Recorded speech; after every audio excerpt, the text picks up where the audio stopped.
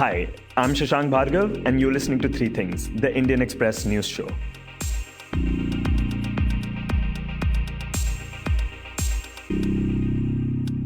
In this episode, we will talk about industries asking the government to let them start operations again.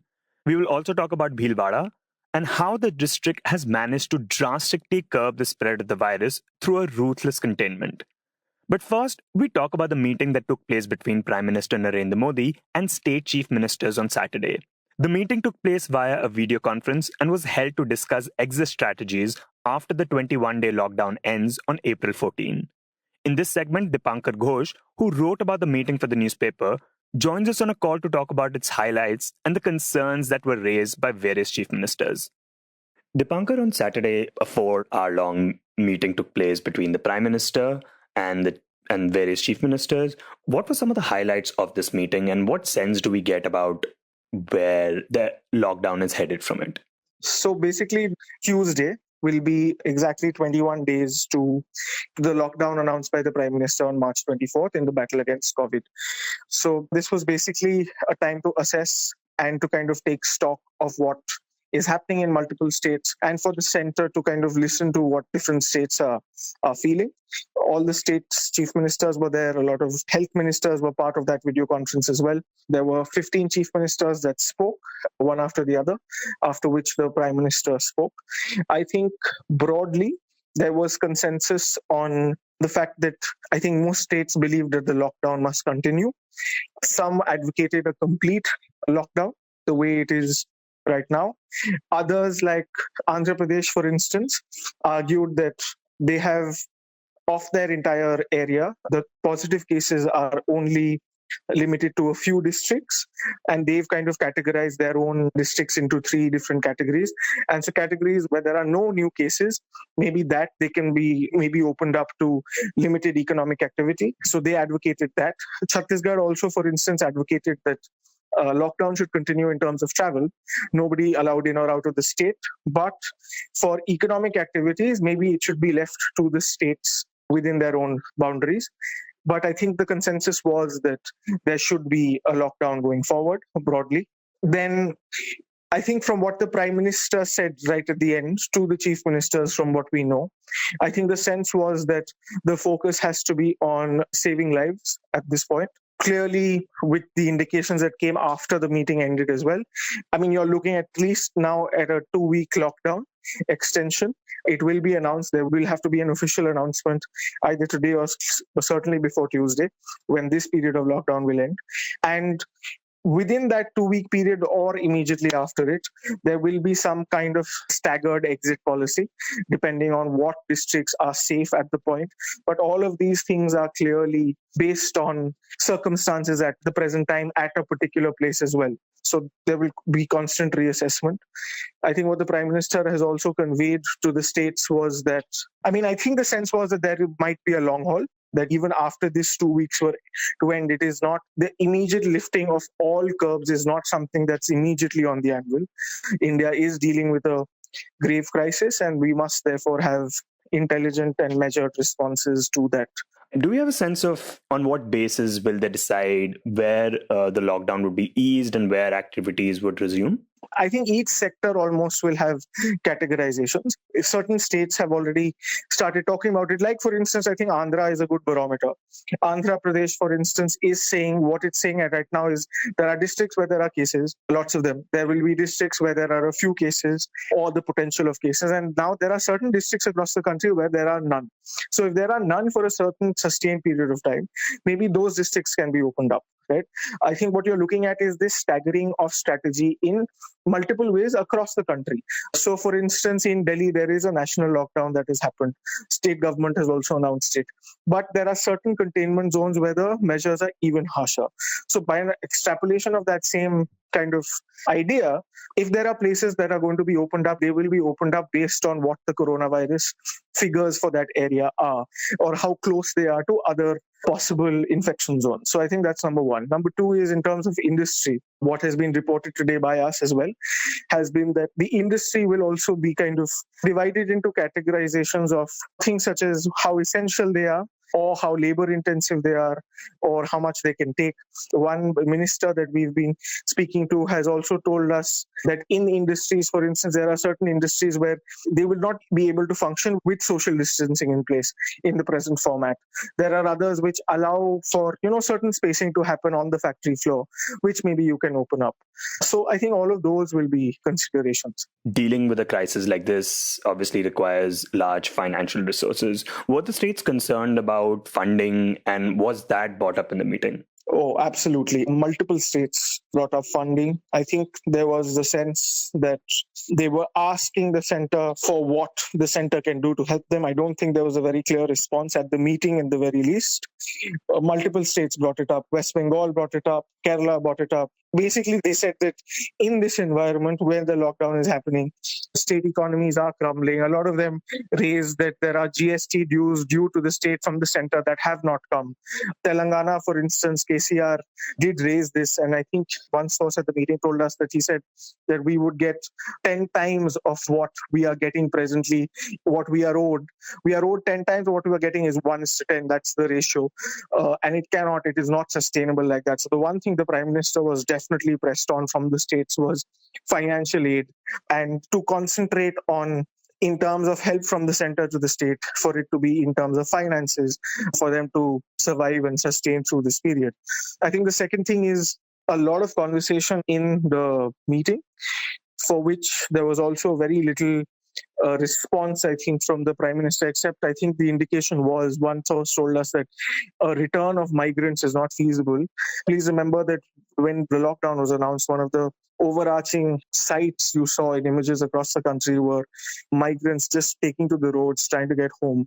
And there are lakhs and lakhs of people that are now stranded in between, in relief camps, in food camps, dependent on NGOs and governments for food. So I think there were state governments, not all of them saying exactly the same thing, but this was discussed threadbare. I think Uddhav Thackeray apparently made a very strong pitch for something to be done about migrants.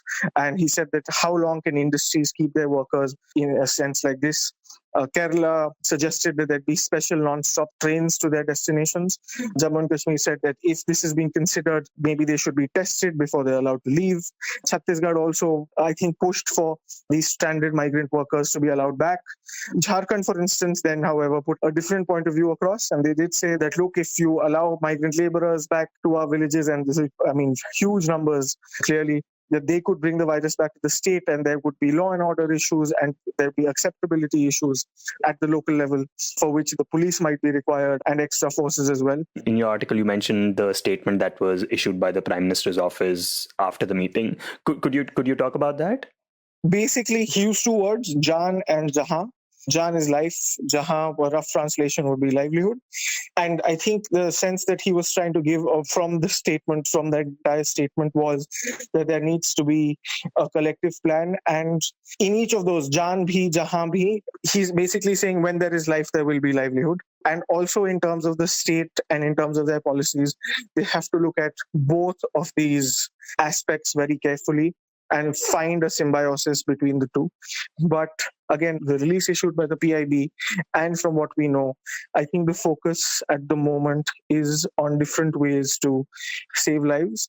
So I think finances and the migrant issue were two things that were discussed or pushed by the states in terms of a discussion very hard. But I don't think they got a response from the Prime Minister at length on these two issues at all. So there is still criticism, but I think they're working together broadly. The Indian industries too have started planning for a life post the current lockdown. Right now, an unprecedented number of businesses and factories remain shut. But now many have requested the government to allow them to start operations.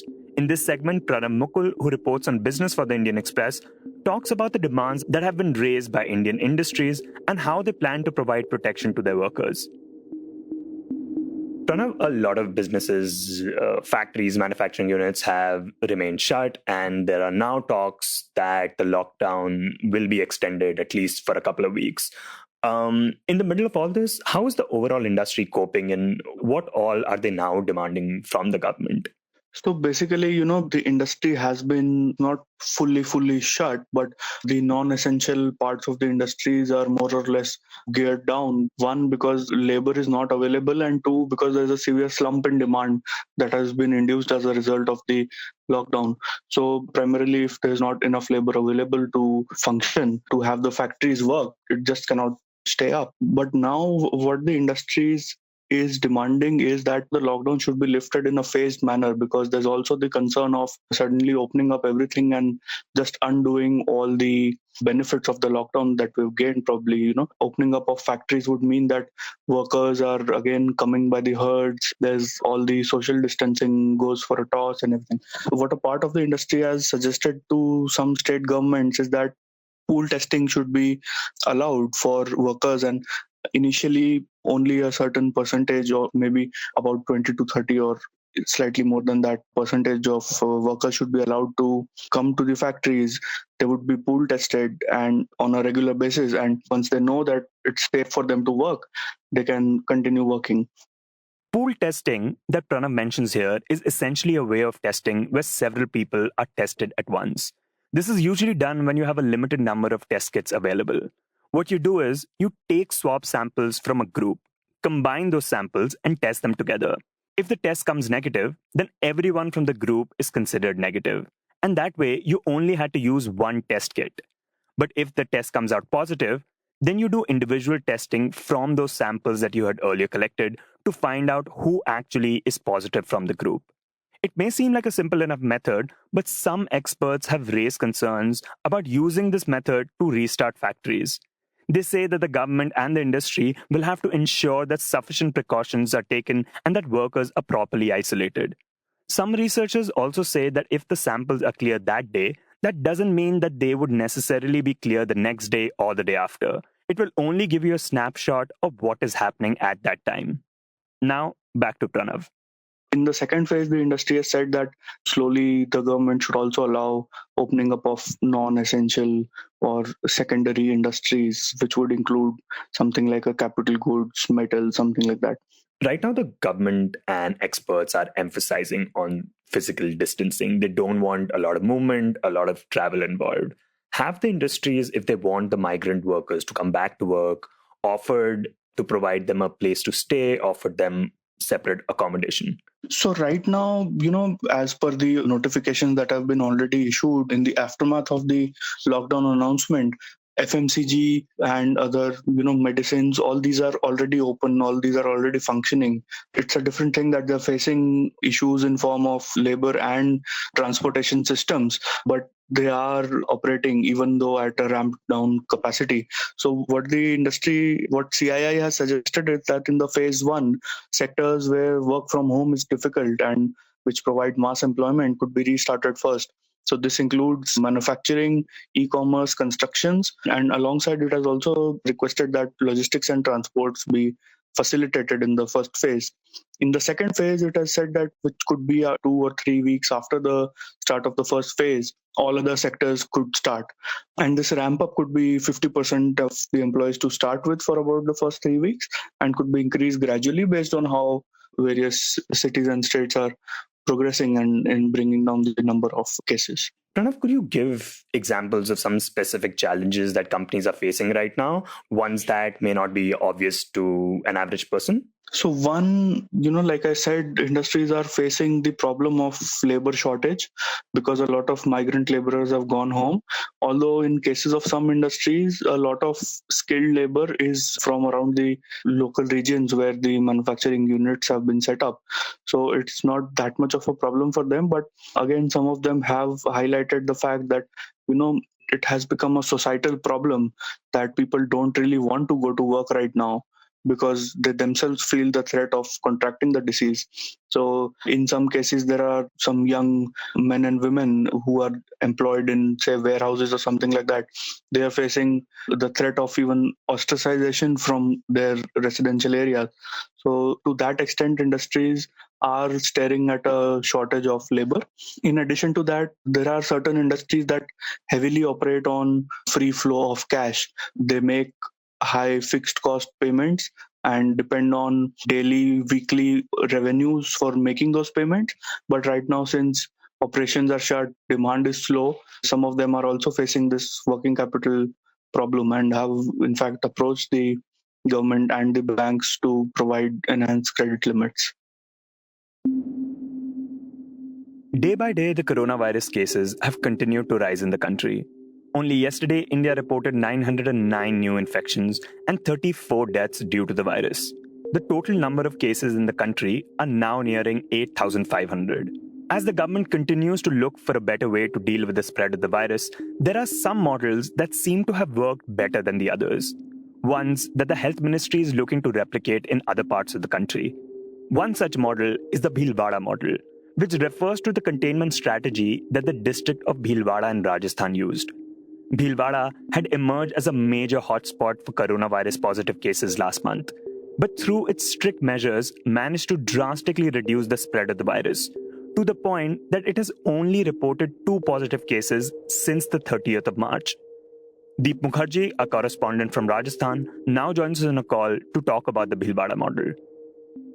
Deep, I wanted to know from you what exactly is the Bhilwara model. But before we do that, could you first talk about just how the outbreak started in the district? So, Bhilwara was the first district in Rajasthan which saw the most number of COVID-19 positive cases. It all started around March 19th when a doctor working in a private hospital, one of the biggest private hospitals in Bhilwara, tested positive for the disease. It created panic, immediate panic among the administration and the health department because since the time the doctor was infected, he had also treated patients, interacted with the hospital staff in terms of his own working in the hospital. And following that, more number of cases started coming in. There were other doctors, hospital staff, even patients. So Bhilwara was in danger of seeing many COVID-19 positive cases simply because of the fact that the hospital, there were a lot of people every day, patients, nurses, doctors, and people admitted in the IPD and also patients coming from other states in the OPD. So that was a major scare for the administration. The number of cases also started to rise steadily. By March 21, there were 6 cases. By March 23, there were 13 cases.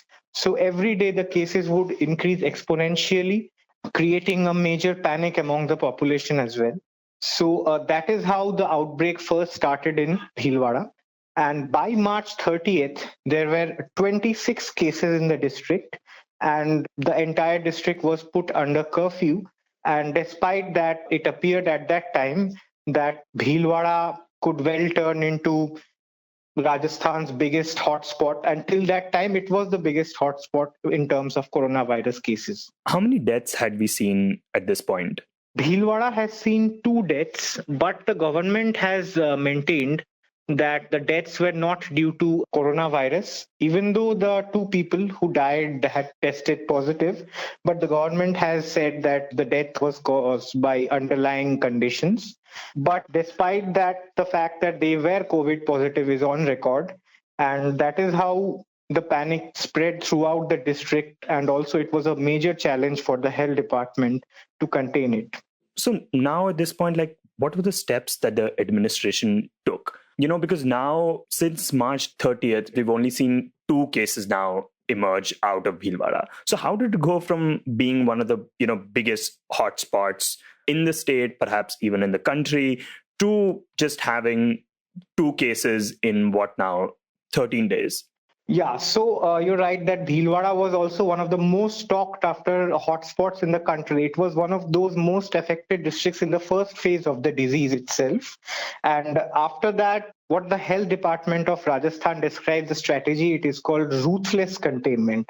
So the first thing they did was to prepare a list of all the people with whom the doctors had possibly interacted. That included their family members, the patients, the hospital staff, and even people who they would meet in the course of their daily life or daily routine.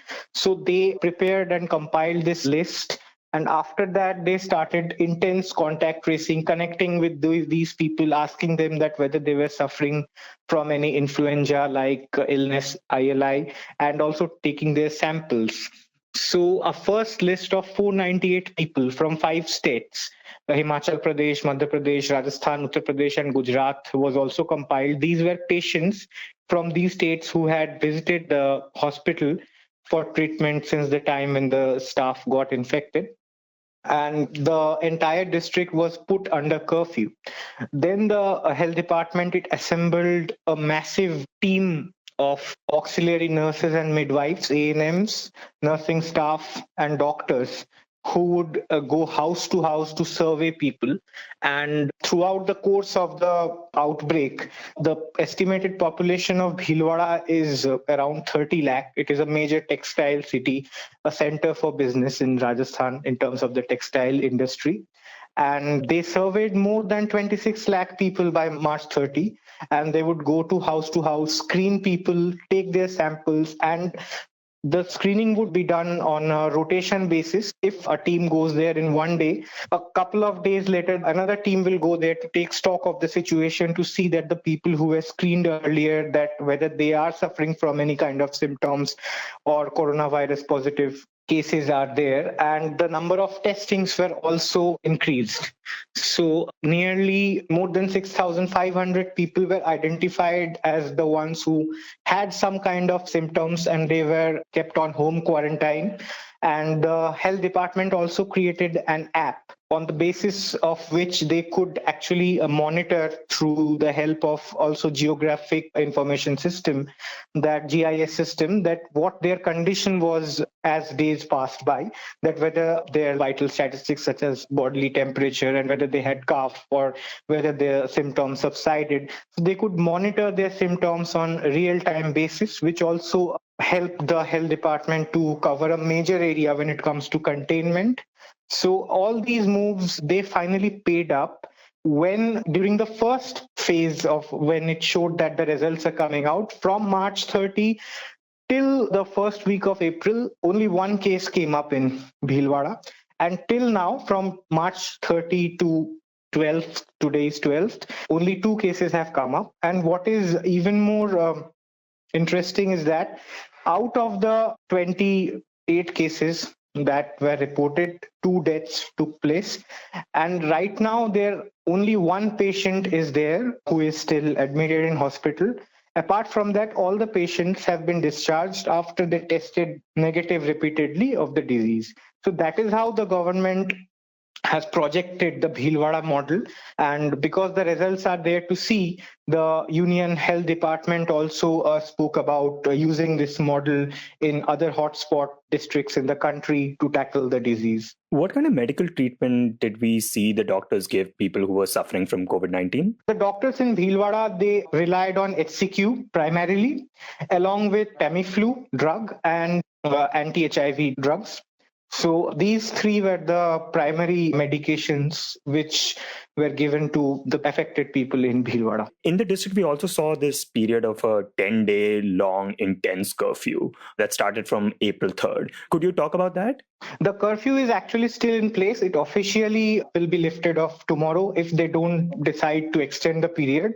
So what happened is that once the health department had the edge, once it appeared that the number of cases are slowly going down and they are not coming in the same frequency that they were coming in before, they decided to not lose the advantage, and the district administration, the Bhilwara district collector Rajendra Bhatt, they imposed a curfew. The curfew was actually in place right after the first and second cases came in, but this was an intense curfew when even the essential services such as medicine shops and grocery shops, they would also remain closed. So at present, everything is closed in Bhilwara. It is under complete lockdown, cordoned off from all other areas of the state. And when it comes to the essential services, the police and the district administration are delivering the essential services in the doorstep of the citizens. And apart from that, nobody is allowed to go. So this intense curfew also could be said worked, because in this period of almost a fortnight now, only two cases have come in. And during this period, all those who were otherwise infected have been treated and they have been discharged. Only two deaths have been recorded. So that is how it can be said that the curfew so far has been quite successful. So in conducting this entire exercise, what does the administration say was their biggest challenge? Because, the scale that we're talking about, you mentioned that they surveyed 26 lakh people. That's more than 85% of the population of the district. So what were the biggest challenges in, conducting something like this?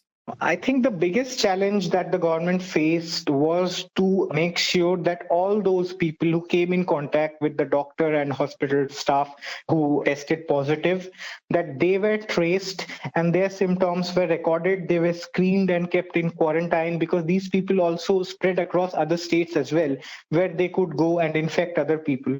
So they kept a tab on every patient who walked into that hospital, who was admitted in that hospital, every staff, their relatives, their family members. And it was a huge exercise. And the time the administration had was very less, because during this time, the cases also steadily, consistently started increasing.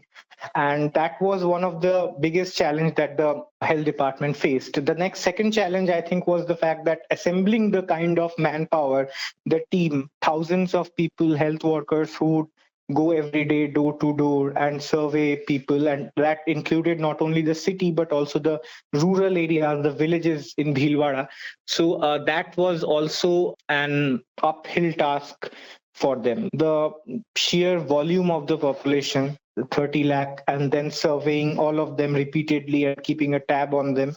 And also the fact was that since the district was among the first hotspots in the country, it was very difficult for them to check the number of rising cases, because all this exercise would have been futile if the number of cases continued to rise or increase even after March 30. So in that case, like the situation in Jaipur currently is that every day more and more positive people are coming out. That didn't happen in Bhilwara. The cases stopped after some time. So that gave them precious time to make sure that the surveys were intensified, and that's how it worked. You were listening to Three Things by the Indian Express. Today's show, as always, was edited and mixed by our producer, Joshua Thomas. If you like the show, then do subscribe to us wherever you get your podcasts. You can also recommend the show to someone you think will like it. Share it with a friend or someone in your family. It's the best way for people to get to know about us. You can also tweet us at Express Audio and write to us at podcasts@indianexpress.com.